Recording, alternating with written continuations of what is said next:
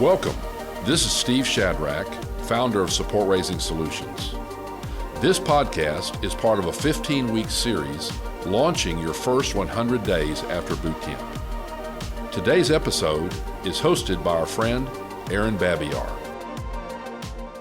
This is the companion audio to go with week 10 as the follow-up, and I'm Aaron Babiar, and once again, I am so glad to have a guest with me. Today, I actually have John Patton, who works with the Center for Mission Mobilization, which is actually the parent company, if you will, of Support Raising Solutions. John, you actually helped start Support Raising Solutions back in the day. There were some different names and whatnot with it back then, but tell us a little bit about the early history of SRS and where you became involved in that before we jump into all the different things with vision-driven communication. Sure. It started around the year 2000. I was involved in a college ministry called Student Mobilization. I was a student at the time, and Steve Shadrack was kind of the founder of that ministry and was starting up this new training program to help people get to full support. He had been training his own staff in support raising for many years, and he had a lot of college ministry leaders kind of leave STUMO and go towards other mission agencies and others, and saw that there was a huge need for kind of a training program that could serve multiple mission agencies and collegiate ministries. Mm-hmm. And so we began that. It's called the Boot Camp for Personal Support Raising many years ago. And you had like camouflage and stuff back then, right? We did. We definitely had the Boot Camp motif going strong. We kind of pulled that back a little bit, but it's still called the boot camp. We like to be a little less militant in our support raising, but still the boot camp idea, that's definitely held true. So, John, how long have you lived off of, or raised and then lived off support yourself? About 17 years. I started raising support as a college intern with about $800 a month. And then when I graduated, it bumped up to around $3,000 a month.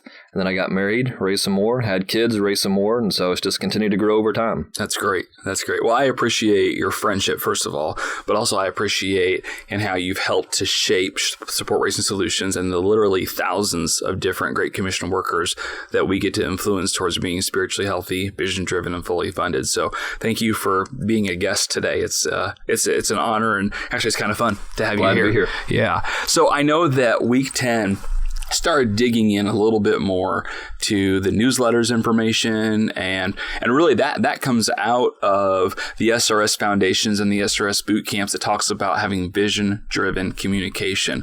And I know that, having being someone that's raised and lived off support for 17 years now, you've probably made some mistakes and you've probably done some good things, and you've probably learned a lot about what to do and what not to do when it comes to newsletters and vision-driven communication. So dig in on that a little bit with me and tell, not just me, but those who are listening, tell us a little bit about some of the principles and things that you've learned about newsletters over the years. Sure. I would say, first of all, just realizing that this opportunity you have is incredible to really share a window of what God is doing in His kingdom around the world to hundreds of people who normally are not going to hear these type of God stories. Mm-hmm. So whether you're working on a college campus or working with families here in the U.S. or orphans or working in a mission agency overseas, you've got a story to tell of what God is doing around the globe. And so one, it's a ministry of mobilization. You're helping mobilize these people to pray, to give, and to get involved more in the Great Commission. Mm-hmm. Secondly, it's a matter of stewardship. These people are investing in you, either their prayers or their finances, and you have a responsibility to report back. Are they being a good steward of their time and their resources? Thirdly, it's an opportunity just to really build Christ-centered relationships. Mm-hmm. Many people don't have a lot of strong Christian coworkers or friends, or maybe people at their church that have the same vision as you do.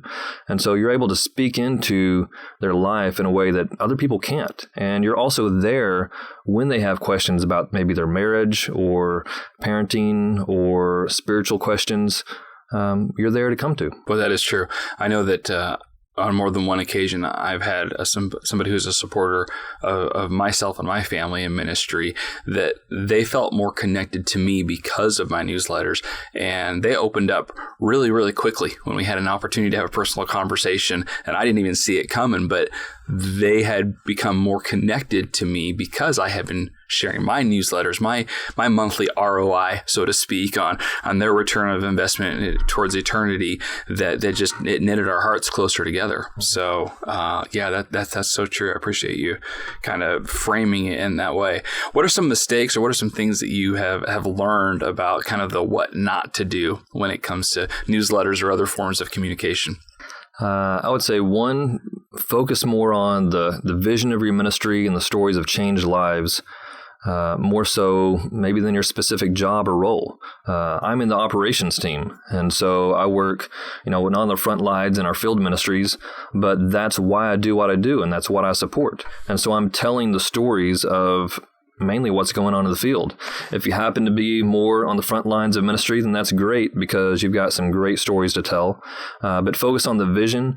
I would also say focus on stories that really help communicate what your ministry is primarily about. Mm-hmm. I've been guilty of sharing different stories, maybe more that I'm more personally involved in, that kind of detract from the central message that I'm trying to communicate about what our ministry does. Mm-hmm. We do so many different things in ministry at times. It can get confusing of what they're supporting and what your ministry does. Mm. So just think kind of maybe brand awareness of kind of like a company would communicate their brand or their organization. Mm-hmm. Think, how am I communicating what my ministry does in every communication that I send out? Yeah, and I know that one of the things that I learned, and for those that might not remember, that might be listening, or this is the first one they listened to, I'm someone who went through the boot camp years ago. I was a failed support raiser for a few years before I went through the boot camp. And I know I had to learn just a really important principle when it comes to newsletters of share stories of life change. Mm-hmm. They don't have to be your own. They can be from people that you partner with in ministry, that you are having an influence, that you've communicated with, that you're helping with, and they are often in a different country, and they were able to tell you a story of life change that you can pass along to your supporters because you're part of servicing them. And you mentioned a good point in all that you're in operations. There's a lie out there, and I do believe it's a lie, that people who aren't living overseas can't raise their support, that people who are just in operations or in a creative office or something like that can't be fully funded missionaries. Tell me a little bit about how you've been able to overcome that and be fully funded for years, because I know that is a concern. I hear it all the time. The reality is that most of your ministry partners don't fully understand what you do anyway. No matter how much you communicate, whether you had a great, face-to-face appointment and you really shared exactly what you're doing and you're faithful to send out monthly newsletters every month, they still don't really know what you're doing. They know that you're involved in God's kingdom work and it has something to do with the Great Commission, and they're excited about you being involved in that. Whether you're working overseas or stateside or in an office or on campus, that doesn't matter as much because they really believe they're investing in you that is following God. Mm-hmm. and working for a ministry purpose that they're excited about. They don't know much about, but they're excited that you're doing something in God's work. Yeah. And that consistent communication, over time, people can learn more details if they're really reading the newsletters. And that's where the discipline comes in of knowing what to communicate and how much. I would say also another mistake that I've seen and made at times is trying to communicate too much. Mm-hmm. Share just a couple of stories in every newsletter. Limit your personal information. Some people know my kids and my wife. Other people don't. So I don't need to share everything about, my kids and what sports they're involved in and their activities and every holiday event. Right. Which doesn't mean you can't share some of those things, but that doesn't need to dominate your 17-page newsletter every month that gives all the details, right? Yeah, I would say 20-25% might have something to do with kind of your personal family. Mm-hmm. And if possible, tie that to some type of ministry event. Mm. We often have holiday dinners where we bring over international students and do ministry events in our home. So I can share about my family and show pictures of them doing some type of ministry activity as a way to kind of cast a vision to my newsletter recipients that they can be doing this stuff too in their own homes. Yeah. I found that people sometimes write better newsletters, and they're clearer and they're easier when they get on a regular schedule of just putting together a short, vision-driven communication newsletter that goes out every month. And I do mean short. It's the mistake of, I'm just going to wait every 6 months and write this 40-page thing that people aren't going to read. It's so easy to send out something monthly that updates people. But let's segue a little bit and let's talk a little bit more about the social media kind of giant thing that's out there as far as what to share and what not to share. And is that where your newsletter goes, or how is that different than your newsletter? Or how is that the same? Dig into social media a little bit for us. What have you learned? Some good principles from all that. Yeah, just maybe recap the different channels of communication out there. You've got your email newsletters, your print newsletters, text messages, and social media, in addition to your personal visits and phone calls. For social media, I would learn whatever social media you use, whether it's Instagram, Facebook, others that are out there. Be discerning on what you share and how much you share. I would definitely advise everyone not to get involved in political conversations or even religious conversations much on social media. That's not the platform where you need to be having those conversations. You're a public figure in many ways when you're on social media, and it's shared to everybody indiscriminately, whether they're your friends or people that are just wanting to debate and say mean things about others. You're also representative of your ministry and your organization. So while you might have personal views on some things or want to get in heated debates with people about different topics, I would really advise you to steer clear of that for your own sake, especially, but also your ministry's sake. Right. So I'm gonna interrupt you really quick because what I don't hear you saying, and I've heard people misinterpret this before, I don't hear you saying don't vote. Don't ever have a conversation with anybody about politics. Don't have an opinion. Don't care about the right to life. You're not saying that you have to ignore all that stuff. You're just saying the platform of social media might not be where you want to dig into all of that, because you're never going to change everybody in their world's mind because you had the most brilliant post of anyone. Right. I have strong opinions on many things, but I do not share them on social media because it's just going to go downhill and nasty pretty quickly in most forums. But getting back to what to communicate and how on social media, figure out if there is a way to filter your groups and kind of your audience of who you're communicating with. If possible, like on Facebook, have a group or a filtered friends list that you can share specific ministry-related information to. Some people need to do that for security reasons. Others because you just don't want to, you've got a mixed audience. I've got international student friends that are Facebook friends as well as my ministry partners. Well, I don't want to be posting things up about ministry that is going to be awkward in my relationships with, international students, or if you're working with other people that are your ministry target, that can get awkward. So figure out how to filter your audience on whatever social platform you're using, and post things, on a regular basis. Maybe it's if you're an avid social media user, maybe it's every week. If you're not, then just set a discipline to do it just like you would in social media or your newsletters, and maybe twice a month. My wife is on social media a lot more than I do, and so she's a lot more engaged in our supporters' lives as far as wishing them happy birthdays, liking their kids' birthday parties and other events from our ministry partners' lives. So she fills that in a lot for our family. And by the way, I think that's a great point. That is, and that's one of the things that we talk about in the SRS boot camps too, is social media is really, you can communicate, but in a lot of ways, it's a better place for you to know what's going on in your supporters' lives, so that you know how to pray for and stay connected to them. Yeah, and leave comments. Leave comments on people when to be involved in their life. Don't just like it like a couple of hundred other people are. Right. If there's something that's important in their life, then send them a private message, or use that to send a text message to them, or give them a phone call. Yeah, actually, just this week, a supporter friend of mine, his mother passed away. My wife found out about it on social media. She said, "Hey, did you know that this happened?" Nope, because I'm not on Facebook as much as she is. But I said, no, but thank you for telling me. Within a minute, I had already texted him personally, offline, not on social media. And he reached back out soon after and said, yeah, man, I'd really like to talk to you. And so that social media really is a great platform for ongoing communication with our supporters. But we shouldn't just blindly just start wildly using it without any sort of plan or idea of what we're going to do and how we're going to use it. Hey, with our limited time left, John, I wanted to ask you a little bit about texting when it comes to just staying connected to your supporters. I just kind of briefly touched on it, but tell me a little bit about how do you use just good old-fashioned SMS, just regular messaging, or maybe it's WhatsApp or whatever for our listeners, but how do you stay connected more personally via messaging? Well, I've definitely seen a drop in the response rate on emails over the years.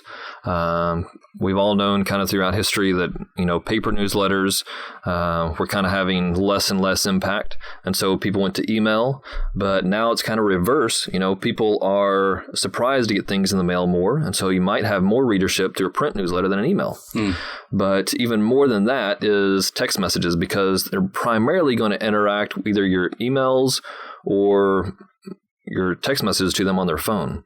And so getting something on their phone, maybe just during the evening, is a great time to send a text message out, because they're off work, they're relaxed, maybe something between 7 and 9 p.m. If it's on the weekend, that's great as well. But these are great times to send either a message just thanking them or greeting them. Often we'll take a web version of my email newsletter, or maybe a video that I posted somewhere about the ministry, and send that out to, I have a list of 100 people in this text group.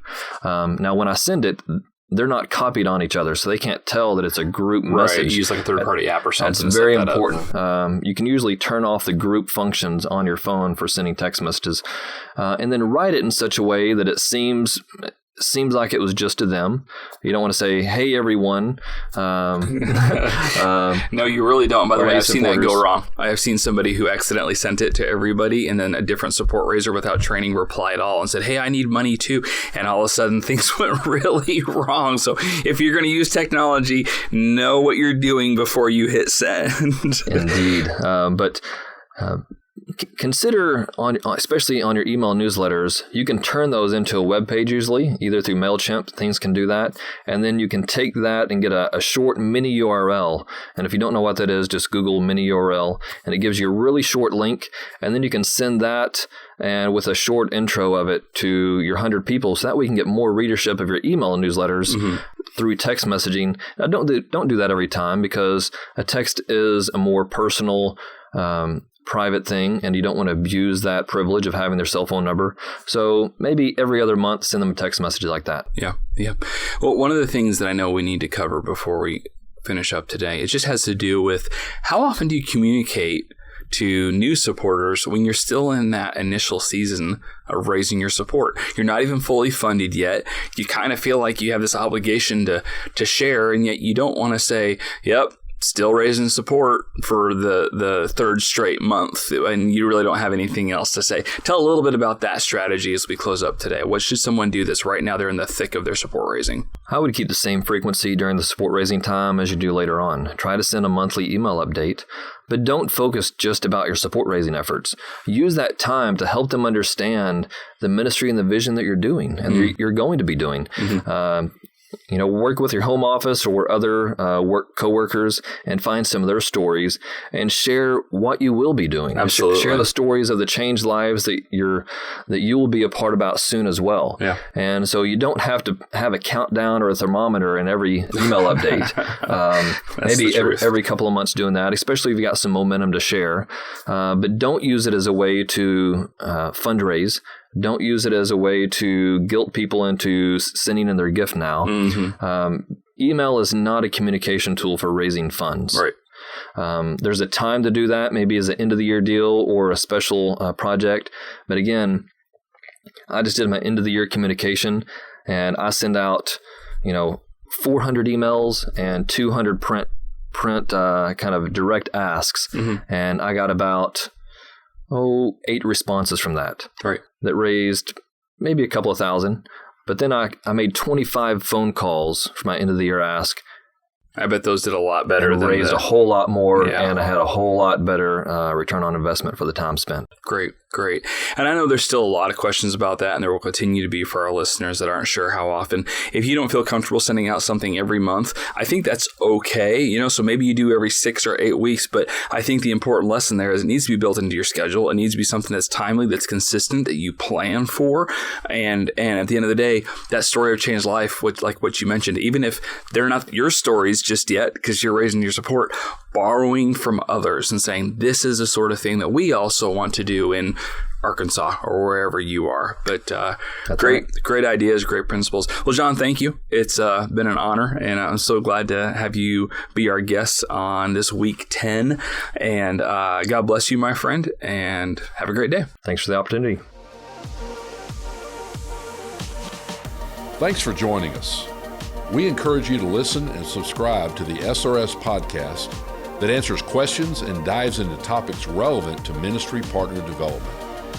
For more resources, browse our website, supportraisingsolutions.org.